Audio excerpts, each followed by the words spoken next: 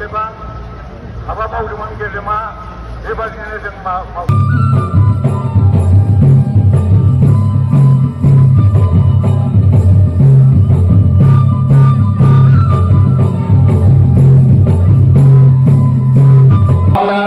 मंचवाली जगह भाषण प्रदान करें। मेरे साथ बोलिए भारत माता की। क्यों भाई बोडोलैंड वालों की आवाज को क्या हो गया? ऐसी आवाज नहीं चलेगी। पूरे दिल्ली तक संदेश जाना चाहिए कि बोडो एकॉर्ड के बाद बोडोलैंड में पूरा शांति है और विकास होगा। मेरे साथ दोनों हाथ उठाइए जरा, दाएं बाएं सभी लोग हाथ उठाए, मुट्ठी पीछे और प्रचंड आवाज से बोलिए भारत माता की। वंदे वंदे वंदे। आप सभी का बहुत बहुत धन्यवाद। और से यहां आए हुए लाखों की संख्या में आए हुए सभी बोडो भाइयों बहनों को मैं प्रणाम करता हूं। सबसे पहले मैं बोडोफा उपेंद्रनाथ ब्रह्मा की जन्मभूमि डोडोमा को आज पहली बार आया हूं, तो हाथ जोड़कर प्रणाम कर मेरी बात की शुरुआत। बोडो समुदाय के कुल देवता ब्रह्मांड रक्षक बाथो बोराई जी को भी श्रद्धा पूर्वक शीश झुकाता हूं। मैं मां कामाख्या और मां महामाया दोनों को आज प्रणाम कर मेरी बात की शुरुआत करना चाहता हूं। भाइयों बहनों, सबसे पहले आजसू के सभी कार्यकर्ताओं का मैं धन्यवाद करना चाहता हूं कि आपके 57वें कन्वेंशन में मुझे शामिल होने का आपने मौका दिया। आप सभी का मैं बहुत बहुत धन्यवाद, क्योंकि आज जो शांति, विकास और उत्साह दिखाई पड़ता है उसमें आपसू का बहुत बड़ी भूमिका है। आपसू अगर भूमिका न निभाता तो बोडो एकॉर्ड हो ही नहीं सकता था और बोडोलैंड में शांति नहीं। इसलिए मैं सभी आपसू के पदाधिकारियों का धन्यवाद। आज मैं वो 5000 शहीदों को भी याद करना चाहता हूं जिन्होंने संघर्ष कर बोडोलैंड की शांति को प्रस्तावित करने का निर्णय किया। भाइयों बहनों, आज मैं उपेंद्रनाथ ब्रह्मा जी के बताए हुए रास्ते पर जब पूरा बोडोलैंड चल रहा है तब आज मैं घोषणा करने आया हूं बोडोफा उपेंद्रनाथ ब्रह्मा जी के नाम से दिल्ली में एक बहुत बड़े रोड का नाम हमने बोडोफा उपेंद्रनाथ ब्रह्मा करने का निर्णय किया।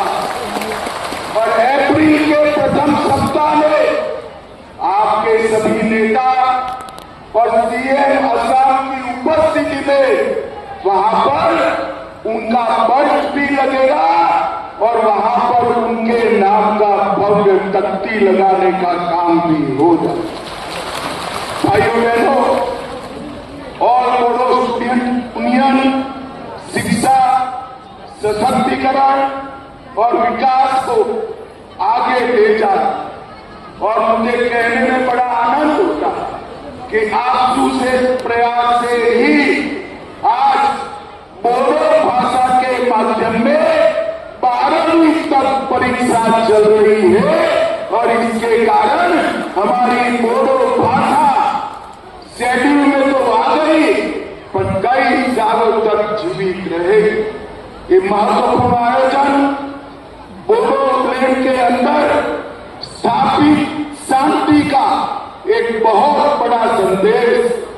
मुझे याद है 27 जनवरी 2020 को जब बीटीआर शांति समझौते पर हस्ताक्षर हुए, एक कांग्रेस पार्टी मेरा मजाक उड़ाती कि सब लोग रुक गए, ये बोडोलैंड में शांति नहीं होगी और ये समझौता मजाक।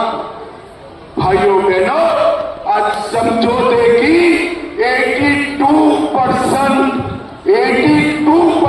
शर्तों को आसाम सरकार और दिल्ली सरकार ने समाप्त कर दिया है, समाप्त। और मैं आज आपको बताकर चाहता हूं कि अगले 2 साल में समझौते का 100% क्रियान्वयन नरेंद्र मोदी जी के नेतृत्व में भारत सरकार कर देगी।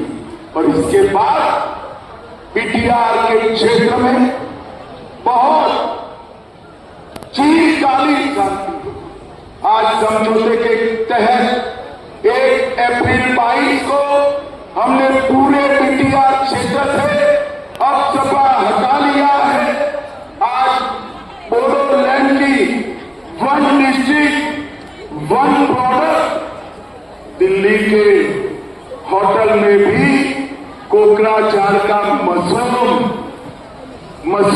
फ्रॉम बोडोलैंड कर आज सबके व्यंजन में शामिल हुआ। और ये इसलिए हुआ है कि यहां पर शांति हुई। इसी के कारण डुरंड कप की मेजबानी भी बोडोलैंड ने की। और भाइयों बहनों, 2036 में अहमदाबाद में भारत में ओलंपिक आने वाला है। बोडोलैंड के युवा खिलाड़ी तैयारी करें, ओलंपिक में हिस्सा लें।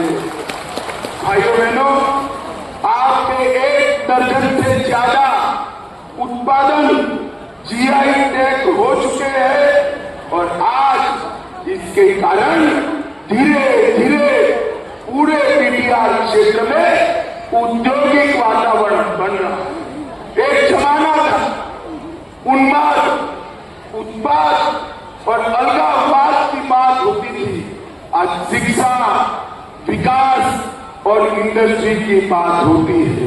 भाइयों बहनों, आज मैं यहां आया हूं तब ये बताने आया हूं कि बोडोलैंड के विकास के लिए भारत सरकार और असम सरकार ने 1500 करोड़ रुपया केवल 35 लाख लोगों की आबादी में 1500 करोड़ रुपया आवंटित करने का काम हमारे नेता नरेंद्र मोदी जी, अटल जी के समय में बोडो भाषा को संविधान की आखिरी सूची में समाया गया। सोनीतपुर और विश्वनाथ जिले के 60 गांव को बीटीआर क्षेत्र में समाहित कर उसको आगे बढ़ाने का काम किया। भाइयों बहनों, आज यहां पर मैं आया हूं तब ये भी बताना चाहता हूं कि सैकड़ों युवाओं को आज मेन स्ट्रीम में लाने का काम हमने किया। कई सारे हथियार सरेंडर हुए और असम के अंदर पिछले 3 साल में 4881 एनडीएफबी के कैडर के पुनर्वसन पर 287 करोड़ रुपया खर्च हुआ है, जिसका 90% हिस्सा नरेंद्र मोदी सरकार ने दिया है। भाइयों बहनों, रोजगार और कौशल विकास के लिए भी ढेर सारे काम किए गए हैं। SIPNRD, KVK, KVIC, पशुपालन, मत्स्य पालन, बागवानी, ये सब में कई एनजीओ को साथ में रखकर यहाँ पर आगे बढ़ने का काम किया। और मैं हेमंत जी को भी बधाई देना चाहता हूँ। 400 बोडो युवाओं को असम कमांडो बटालियन में भर्ती कर एक नई शुरुआत हेमंत बिस्वा शर्मा ने की। और यहाँ पर कई सारे राष्ट्रीय पर्यावरण की दृष्टि से और वन्य जीवन की दृष्टि से अभ्यारण्य भी बनाए गए हैं। और कुल मिलाकर आसाम में 9 उग्रवादी समझौते कर 10,000 से ज्यादा युवाओं को मेन स्ट्रीम में लाने का काम नरेंद्र मोदी के नेतृत्व में भारत की सरकार ने किया है। मित्रों, आज मैं आप सभी को एक बात कहकर जाता हूं। आज सबके हाथ में तिरंगा देखकर किसी का भी मन खुश हो जाए। बहुत अच्छा दिल से लगता है कि एक जमाने में जहां गोलियां चलती थी वो बोडो युवा हाथ में तिरंगा लहरा रहे हैं। ये दृश्य पूरे देश के लिए एक संदेश। मगर मैं ये भी कहना चाहता हूं, मैं गुजरात से आता हूं, पूरे देश में घूमता हूं। जब बोडो समझौता हुआ तब न केवल बोडोलैंड, न केवल आसाम, पूरे देश के अंदर ही इतनी खुशी थी जितनी बोडोलैंड के अंदर थी, इतनी खुशी पूरे देश भर के। जिस तरह से आप लोग देश को प्यार करते हैं, पूरा देश हमारे बोडोलैंड को प्यार करता है और हमारे युवाओं के विकास के लिए प्रतिबद्ध। भाइयों बहनों, मैं आज यहां आया हूं तब एक प्रसंग भूल नहीं सकता। आपने मुझे बहुत समय पहले बाथरूम मोराई की पूजा करने के लिए बुलाया था, आपके पवित्र वृक्ष की पूजा करने के लिए बुलाया था। यहां से जाते वक्त मैंने कहा कि भाई मुझे कुछ साहित्य दीजिए, बाथरूम धर्म। और जब मैंने पढ़ा तब मुझे मालूम पड़ा कि बाथरूम धर्म में कितनी ऊंचाई। बाथरूम शब्द में बा और दो धातु है और इसका मतलब है पंच तत्वों के निर्माता का गहरा रहस्य। बा का मतलब होता है 5 और धो का होता है गहरा। अब ये पंच तत्व अग्नि, आकाश, वायु, पृथ्वी और जल, और यही पंच तत्व आज आपका महान धर्म की मूल नींव। सीधो पौधे के 5 पर्ण, इसकी 5 शाखाएं, यही पंच तत्व का प्रतीक। संगारासी, मेहता हाजी और बारी धाम, ये तीनों देवताओं का भी जब मैंने वर्णन पढ़ा तब ब्रह्मा, विष्णु और महेश के वर्णन से हूबहू मिलता हुआ वर्णन मुझे मिला। और मैं इसके बाद कई सारे स्टडी करने वाले विद्यार्थियों को आपके द्वारा दी गई पुस्तकों को पहुंचाकर बाथो धर्म को हमारे पूरे देश के अंदर एक संदेश के रूप में पहुंचाने का मैं प्रयास करता हूं। भाइयों बहनों, जब आपकी भाषा,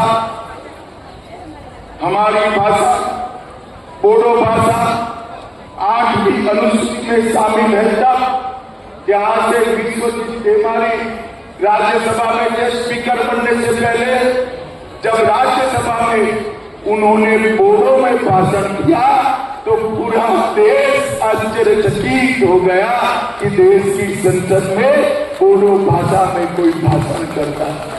और इसके अनुवाद की व्यवस्था भी भारत सरकार ने की। मित्रों, नरेंद्र मोदी जी ने पूरे उत्तर पूर्व को, पूरे नॉर्थ आतंकवाद, आंदोलन, ब्लॉकेड, बंद, हिंसा, इससे मुक्त कराकर विकास के रास्ते पर आगे बढ़ाने का काम किया है। अभी अभी मोदी जी की अगुवाई में, हेमंत बिस्वा शर्मा की अगुवाई में आसाम में इन्वेस्टमेंट समिट हुई और 5 लाख करोड़ रुपए का इन्वेस्टमेंट हमारे आसाम में आ रहा है।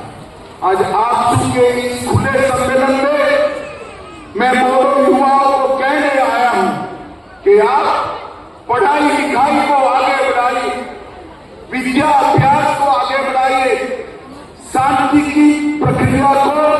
स्थापित करिए, भविष्य आपके लिए तैयार। हमारे बोडो युवा भी विश्व भर के युवाओं से दो हाथ करने के लिए तैयार हो। ऐसा इंफ्रास्ट्रक्चर बोडोलैंड में बनाना है। और एक प्रमोद जी है, थकते ही नहीं, अभी मंच पर मेरे कान में कहते हैं कि बड़े एजुकेशनल इंस्टीट्यूशन हमारे यहाँ लाइए। प्रमोद बाबू चिंता मत करो, आपकी मांग करने की जरूरत नहीं है। भारत सरकार अपना हर वादा पूरा करेगी, इसमें कोई शंका नहीं।